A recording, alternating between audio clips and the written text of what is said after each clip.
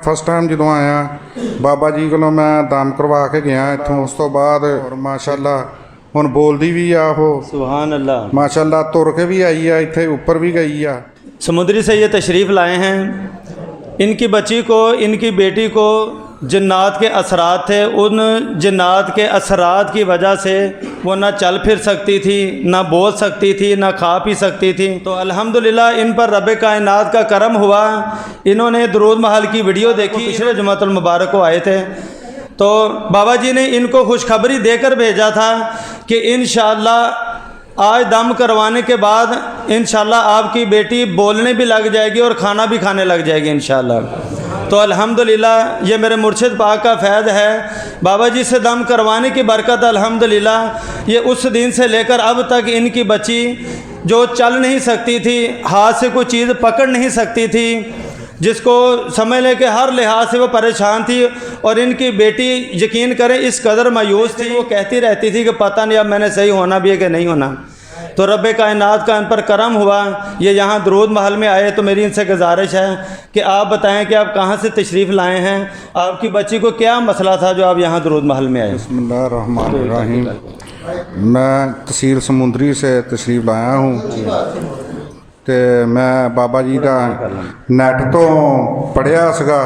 मैं पिछले जुम्मे जो पहले जुम्मे फस्ट टाइम जो आया बाबा जी को मैं दम करवा के गया इतों, तो माशाअल्लाह उस तो बाद माशाअल्लाह हुण बोलती भी आ वो, सुभान अल्लाह, माशाअल्लाह तुर के भी आई है, इत्थे ऊपर भी गई आ।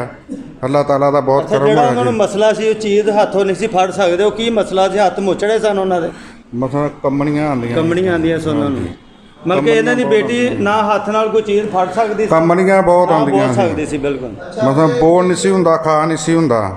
जिस दिन जुम्मे वाले दिन इतने तशरीफ ले आए हो कि आप बच्ची उस दिन बोल सकती सी? नहीं जी बोलती नहीं सी उदा, दूसरे दिन बोलना, बल्कि रात ਦੇ ਵਿੱਚ ਹੀ ਇਹਨਾਂ ਸਾਡੇ ਨਾਲ ਨਾ ਗੱਲਾਂ ਕਰਨ ਲੱਗ ਪਈ ਸੀ ਥੋੜੀਆਂ और ਥੋੜੀਆਂ। यकीन करो कि बाबा जी ने एक खुशखबरी इन्होंने इत्थों दे के भेजा सी कि इंशाल्लाह इत्थों जान तो बाद तुहाडी बच्ची बोलेगी भी और खाना भी खाएगी अल्हम्दुलिल्लाह इंशाअल्लाह। अल्हम्दुलिल्लाह। पता दस रहे हो कि बच्ची रस्ते जी बोलने लग गई। हाँ जी माशाअल्लाह ना रास्ते ਦੇ ਵਿੱਚ ਹੀ ਬੋਲਣ ਲੱਗ ਪਈ। ਫਿਰ ਦੂਸਰੇ ਦਿਨ ਜਦੋਂ ਮੈਂ ਤੁਹਾਡੇ ਨਾਲ ਫੋਨ ਤੇ ਗੱਲ ਕੀਤੀ ਜੀ ਬਾਬਾ ਜੀ ਉਹ ਹਲੇ ਨਾ ਕੁਝ ਖਾ ਨਹੀਂ ਰਹੀ, ਤੁਸੀਂ ਕਿਹਾ ਸੀਗਾ ਵੀ ਇਨਸ਼ਾਅੱਲਾ ਸ਼ਾਮ ਤੱਕ ਨਾ ਖਾਣਾ ਪੀਣਾ ਨਾ ਸ਼ੁਰੂ ਕਰ ਲੇਗੀ ਉਹ। सुभान अल्लाह। ਤਕਰੀਬਨ 3 ਵਜੇ ਨਾ ਮੇਰੀ ਬੱਚੀ ਨੇ ਨਾ ਮੈਨੂੰ ਫੋਨ ਕੀਤਾ, ਤੇ ਮੈਂ ਉਦੋਂ ਨਾ ਆਪਣੀ ਦੁਕਾਨ ਤੇ ਕਹਿੰਦੀ ਪਾਪਾ ਜੀ ਮੈਂ ਨਾ ਅਮਰੂਦ ਖਾਦੇ ਆ, ਤਾਂ ਮਸਲਨ ਵੀ ਰੋਟੀ ਵੀ ਖਾਦੀ ਆ ਹੁਣ।